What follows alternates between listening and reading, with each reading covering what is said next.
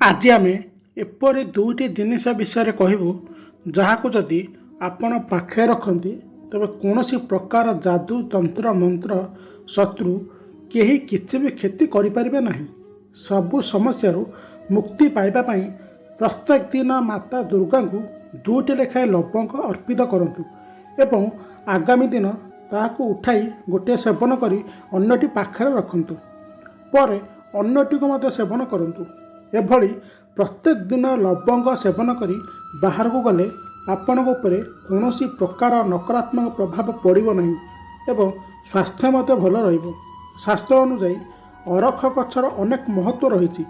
ଏହାକୁ ସାଧାରଣତଃ ଧନ ପ୍ରାପ୍ତି ପାଇଁ ଏବଂ ସଫଳତା ପାଇଁ ଏହାର ଅନେକ ପ୍ରୟୋଗ କରାଯାଇଥାଏ।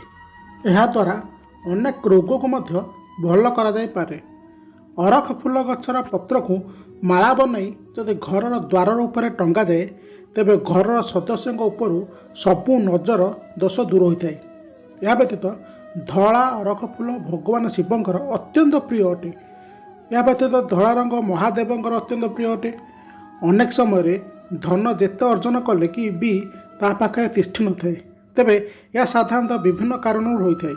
ତେଣୁ ଏହି ସମସ୍ୟାକୁ ଦୂର କରିବା ପାଇଁ ଘରର ମୁଖ୍ୟ ଦ୍ୱାର ବାହାରେ ଅରଖ ଗଛର ମୂଳକୁ ଟାଙ୍ଗି ଦିଅନ୍ତୁ। ମାତ୍ର ଏହି ଉପାୟ କରିବା ପାଇଁ ପୂର୍ବଦିନ ଅରଖ ଗଛକୁ ନିମନ୍ତ୍ରଣ ଦେବା ଉଚିତ। ପୂର୍ବଦିନ ଏକ ମୁଦ୍ରା, ସୁପାରି ଏବଂ ଏକ ଢାଳ ଜଳ ନେଇ ତାହାକୁ ଅରଖ ଗଛ ମୂଳରେ ରଖି ଢାଳ ପାଣି ଢାଳି ଦିଅନ୍ତୁ ଏବଂ ପ୍ରାର୍ଥନା କରି ନିମନ୍ତ୍ରଣ ଦେଇ ଆସନ୍ତୁ। ଆଗାମୀ ଦିନ ସକାଳୁ ଯାଇ ଅରଖ ଗଛର ମୂଳରୁ ସାମାନ୍ୟ ଛିଡ଼ାଇ ଆଣନ୍ତୁ। ଏହାକୁ ଏକ ନୀଳ କପଡ଼ାରେ ବାନ୍ଧି ଘରର ମୁଖ୍ୟ ଦ୍ୱାରରେ ଝୁଲାଇ ଦିଅନ୍ତୁ। ଆପଣ ଚାହିଁଲେ ନୀଳ ସୂତା ଦ୍ୱାରା ମଧ୍ୟ ବାନ୍ଧି ପାରିବେ। ଏହାଦ୍ୱାରା ଘରେ ଆର୍ଥିକ ସମୃଦ୍ଧି ହୋଇଥାଏ। ଅନେକ ସମୟରେ ସବୁ କାମ ବିଗିଡ଼ିଯାଏ। ସେହି ସମୟରେ ଏକ ଅରଖ ଗଛର ମୂଳ ଆଣି ଭଗବାନ ଗଣେଶଙ୍କ ନିକଟରେ ରଖିଦିଅନ୍ତୁ। କିଛି ସମୟ ପରେ ତାହାକୁ ନିଜ ସିନ୍ଦୁକରେ ରଖିଦିଅନ୍ତୁ। ଧନ ସମ୍ବନ୍ଧୀୟ ସମସ୍ୟା ଦୂର ହୋଇଥାଏ। ଅରଖ ଗଛର ଶାଖାରୁ ବାହାରୁଥିବା କ୍ଷୀର ଅନେକ ସମସ୍ୟାକୁ ଦୂର କରିଥାଏ। ଯଦି ଜୀବନରେ ଅଧିକ ସମସ୍ୟା ଦେଖାଦେଉଛି ତେବେ ପ୍ରତ୍ୟେକ ସୋମବାର ମହାଦେବ ମନ୍ଦିରକୁ ଯାଇ ଅରଖ ଫୁଲମାଳା ବନାଇ ଅର୍ପିତ କରନ୍ତୁ। ଏହାଦ୍ୱାରା ଜୀବନର ସବୁ ସମସ୍ୟା ଦୂର ହୋଇଥାଏ। ଯଦି ଆପଣ ରବି ପୁଷ୍ପ ନକ୍ଷତ୍ରରେ ନାଲି କପଡ଼ାରେ ଅରଖ ଫୁଲ ଗୁଡ଼ାଇ ଘରେ ଧନ ରଖାଯାଉଥିବା ସ୍ଥାନରେ ରଖନ୍ତି ତେବେ ଘରେ ସୁଖ ଶାନ୍ତି ସମୃଦ୍ଧି ବଜାୟ ରୁହେ।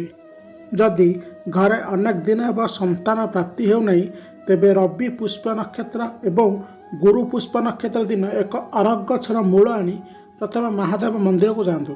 ଏହାପରେ ତାହାକୁ ଏକ ଢାଳରେ ଧୋଇ ମହାଦେବଙ୍କ ଉପରେ ଅର୍ପିତ କରିଦିଅନ୍ତୁ। ତାହାକୁ ଆଣି ନାଲି ସୂତାରେ ବାନ୍ଧି ନିଜ ଅଣ୍ଟାରେ ବାନ୍ଧି ଦିଅନ୍ତୁ। ବହୁତ ଜଲ୍ଦି ଦେଖିବେ ଆପଣ ଶୁଭ ଖବର ମିଳିବ। ଯଦି ଶତ୍ରୁ ଅଧିକ ସମସ୍ୟା ସୃଷ୍ଟି କରୁଛନ୍ତି ତେବେ ଧଳା ଅରଖ ଫୁଲ ଗଛ ନିକଟକୁ ଯାଇ ପତ୍ରକୁ ଛିଡ଼ାଇ ସେଥିରେ କ୍ଷୀରରେ ଶତ୍ରୁର ନାମ ଲେଖି ସେହି ଗଛ ମୂଳରେ ମାଟିରେ ଦବାଇ ଦିଅନ୍ତୁ। ଦେଖିବେ ଆପଣଙ୍କ ଶତ୍ରୁ ଶାନ୍ତ ହୋଇଯିବ। ଆପଣ ଚାହିଁଲେ ତାହାକୁ ଜଳରେ ମଧ୍ୟ ପ୍ରବାହିତ କରିପାରିବେ। ଏକାଧିକ ଶତ୍ରୁ ଥିଲେ ଭିନ୍ନ ଭିନ୍ନ ପତ୍ରରେ ନାମ ଲେଖନ୍ତୁ। ଏହି ଉପାୟ ଆପଣ କୌଣସି ଶନିବାର, ରବିବାର କିମ୍ବା ମଙ୍ଗଳବାର ଦିନ କରିପାରିବେ। ଯଦି ଘରେ ଛୋଟ ପିଲାଙ୍କୁ ନଜର ଲାଗିଛି ତେବେ ଧଳା ଅରଖ ଫୁଲର ମାଳା ବନାଇ ପିଲାକୁ ପିନ୍ଧାଇ ଦିଅନ୍ତୁ। ଦେଖିବେ ନଜର ଦୋଷ ଦୂର ହୋଇଯିବ।